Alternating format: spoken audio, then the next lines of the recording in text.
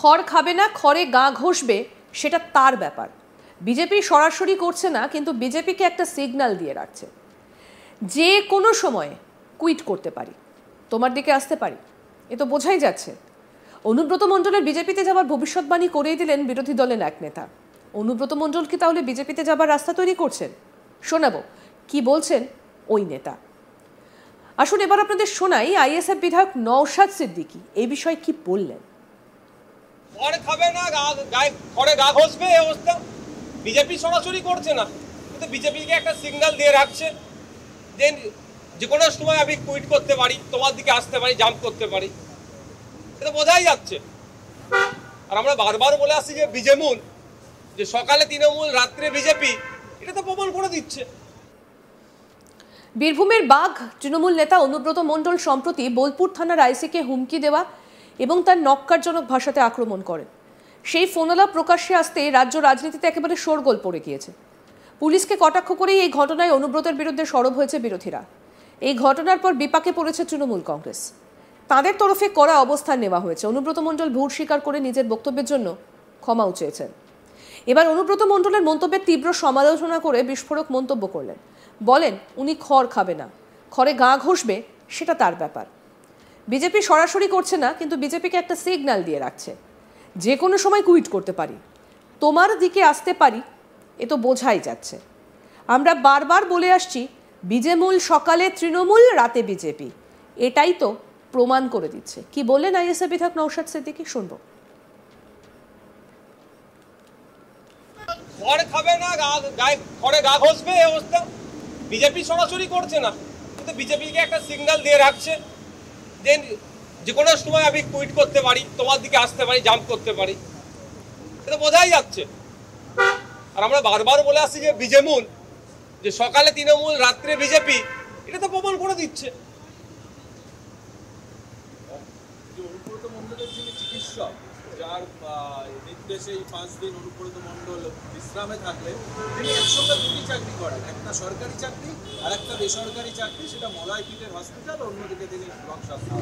এটা এই জন্যই তো এই সার্টিফিকেটগুলো তারা দিচ্ছে, এই জল মেশানো সার্টিফিকেট। আমি মনে করি এই যে অসুস্থতার যে কথা বলছে, আমি মনে করি এটা জল মেশানো ছাড়া আর কিছুই নয়।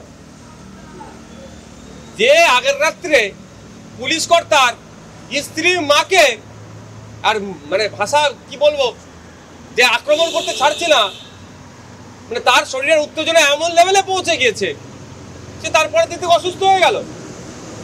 এটা একটা বাচ্চা ছেলেও বিশ্বাস করবে না। কিন্তু অসুস্থতার নাটকটা যাদের মাধ্যমে হচ্ছে, সে কতটা ভালো লোক তার প্রমাণ এক্সপোজ হচ্ছে, তত দিন যাচ্ছে। তাকে খুঁজে বার করা দরকার। একই সঙ্গে তিনি বলেন, আমি অবাক হয়ে যাচ্ছি, অনুব্রত মণ্ডল যে ভাষায় কথা বলেছেন সে কথা শুনে রাজ্যের মহিলারা আতঙ্কিত। এখনো পর্যন্ত কেন তাকে গ্রেফতার করা হয়নি? দ্রুত অনুব্রত মণ্ডলকে গ্রেফতার করা হোক, জেলের মধ্যে রাখা হোক। ও বাইরে থাকার প্রাণী নয়। যেদিন আমি প্রথমে এই অডিও শুনি সন্দেহ হয়েছিল এই পুলিশ কর্তার কি হবে, কারণ অনুব্রত বাবু যখন তিহার জেলে ছিলেন তখন রাজ্যের পুলিশ মন্ত্রী বলেছিলেন ওকে বীরের সম্মান দিয়ে ফিরিয়ে নিয়ে আসবো। তবে যে তার এই অডিও ক্লিপ ফাঁস করেছে তার ওপর খড়গহস্ত নেমে আসবে। পুলিশের ওপর এরকম আচরণের ওপর আমরা তীব্র নিন্দা জানাই। আমরা চাই অনুব্রত মণ্ডলকে গ্রেফতার করা হোক। কি বলছেন এই বিষয়ে নওশাদ সিদ্দিকী, এবার সেটা শুনবো। আমি অবাক হয়ে যাচ্ছি এখনো কেন যে ভাষা প্রয়োগ করেছে রাজ্যের মহিলাদের, শুধু ওই পুলিশের স্ত্রী বা মেয়ে বা মা ব্যাপার নয়, রাজ্যের মহিলারা ওর ভাষা শুনে আতঙ্কিত।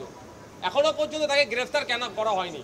আমি দাবি করছি অবিলম্বে অনুব্রত মণ্ডলকে গ্রেফতার করা হোক, ওকে জেলের মধ্যে রাখা হোক। ও বাইরের থাকার প্রাণী নয়, ও বাইরে থাকার যোগ্যতা হারিয়ে ফেলেছে।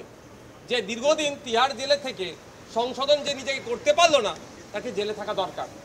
দুর্ভাগ্য আমাদের যে পুলিশ কর্তা এই অনুব্রত বাবুর হুমকি চুমকি, অশ্লীল কার্যত ভাষায় যে আক্রমণ করেছে, এটাকে যিনি এক্সপোজ করলেন, তার উপরে আবার খড়গহস্ত নেমে আসলো। যেদিন এই প্রথম অডিওটা শুনি আমার সন্দেহ হয়েছিল যে এই পুলিশ কর্তার কি হবে, কারণ অনুব্রত বাবু যখন জেলে ছিল অভিযোগ ছিল, যদি এখন জামিন আছে, অভিযোগের সত্যতা প্রমাণিত হয়নি, কিন্তু অভিযোগ এখনো আছে, সেটা কি দুর্নীতি করেছে, অন্যায় করেছে, গরু পাচার বা এই ধরনের ইলিগাল কাজের সাথে যুক্ত। সেই সময় রাজ্যের পুলিশ মন্ত্রী বলেছিল ওকে বীরের সম্মান দিয়ে ফিরিয়ে নিয়ে আসবো। সুতরাং যাকে বীরের সম্মান দিয়ে ফিরিয়ে নিয়ে আসবো বলেছে তার অডিও ফাঁস করেছে, স্বাভাবিকভাবে যে ফাঁস করেছে তার উপর তো খড়গহস্ত নেমে আসবে। আমরা এই ধরনের পুলিশের ওপরে আচরণেরও আমরা তীব্র নিন্দা জানাচ্ছি। আমরা চাই অনুব্রত মণ্ডলকে গ্রেফতার করা হোক এবং আইনের মাধ্যমে তার শাস্তির ব্যবস্থা করা হোক। এই প্রসঙ্গে বৃহস্পতিবার কলকাতা পুরসভার মেয়র ফিরহাদ হাকিম বলেন, সুপ্রিম কোর্ট বলার পরেও কোনো ব্যবস্থা নেওয়া হয়নি বিজেপি নেতার বিরুদ্ধে। অনুব্রত বিষয়টা আমরা সমর্থন করছি না, তবে অন্যায় সব জায়গায় হচ্ছে। কি বলেছেন ফিরহাদ হাকিম সেটা শুনবো। সুপ্রিম কোর্ট বলার পরে পুলিশ কিছু বললো না, কেন কেস দিল? এটা আমি সমর্থন করছি না, কিন্তু অন্যায় তো সব জায়গায় হচ্ছে। কোনোটা আমাদের হলে তখন পুলিশ সরব হয়, আর বিজেপির হলে তখন পুলিশ দল ব্যবস্থা নিল না। দল তো ব্যবস্থা নিতে পারতো। যে ওর দল কি ব্যবস্থা নিয়েছে? ওর দল কি ব্যবস্থা নিয়েছে? কিন্তু আপনার দল আর ওর দল তো তাহলে আলাদা। না না না, আলাদা, কিন্তু কি ব্যবস্থা নিয়েছে? আমাদের যেটা হয়েছে, অন্যায় হয়েছে, ও সেটার ক্ষমাশীল চেয়েছে। অনুব্রত মণ্ডল ছাত্র পরিষদ নেতাকে সাসপেন্ড করা, আইনজীবীকে আইনজীবী বলেছেন, বিজেপি। এরকম কথা শোনা যাচ্ছে যে পুলিশের হাত থেকে বাঁচতেন তিনি, এবার বিজেপি একজন আইনজীবী তার কাছে তার থেকে আমার পরামর্শ। আপনি এসব শুনছেন আমি জানি না, আমি আমার কাছে এসব আচ্ছা, তৃণমূল ছাত্র ভারতের পরিষদ বাইরে- নেতা সাসপেন্ড হয়, আর অনুব্রত মণ্ডলের বিরুদ্ধে কি ব্যবস্থা? এটা নিয়ে আমি কোনো কথা বলবো না। যে পরিবেশ দিবসে শুধু পরিবেশ নিয়ে। আর এবার এই বিষয় নিয়ে কটাক্ষ করলেন আইএসএফ বিধায়ক নওশাদ সিদ্দিকী। তিনি বলছেন, খড় খাবে না খড়ে গা ঘষবে সেটা তার ব্যাপার। বিজেপি সরাসরি করছে না, কিন্তু বিজেপিকে একটা সিগন্যাল দিয়ে রাখছে, যে কোনো সময় কুইট করতে পারি, তোমার দিকে আসতে পারি। এটা তো বোঝাই যাচ্ছে। কি বক্তব্য নওশাদ সিদ্দিকীর, আসুন শোনাই। খড় খাবে না খড়ে গা ঘষবে, এই অবস্থা। বিজেপি সরাসরি করছে না, কিন্তু বিজেপিকে একটা সিগন্যাল দিয়ে রাখছে যে কোনো সময় আমি কুইট করতে পারি, তোমার দিকে আসতে পারি, জাম্প করতে পারি। এটা বোঝাই যাচ্ছে। আর আমরা বারবার বলে আসছি যে বিজেমূল, যে সকালে তৃণমূল রাত্রে বিজেপি, এটা তো প্রমাণ করে দিচ্ছে। যে অনুব্রত মণ্ডলের যিনি চিকিৎসক, যার নির্দেশে এই 5 দিন অনুব্রত মণ্ডল বিশ্রামে থাকলেন, তিনি একসঙ্গে দুটি চাকরি করেন, একটা সরকারি চাকরি আর একটা বেসরকারি চাকরি, সেটা মলয়পীঠের হসপিটাল, অন্যদিকে তিনি এটা এই জন্যই তো এই সার্টিফিকেটগুলো তারা দিচ্ছে, এই জল মেশানো সার্টিফিকেট আমি মনে করি। এই যে অসুস্থতার যে কথা বলছে, আমি মনে করি এটা জল মেশানো ছাড়া আর কিছুই নয়।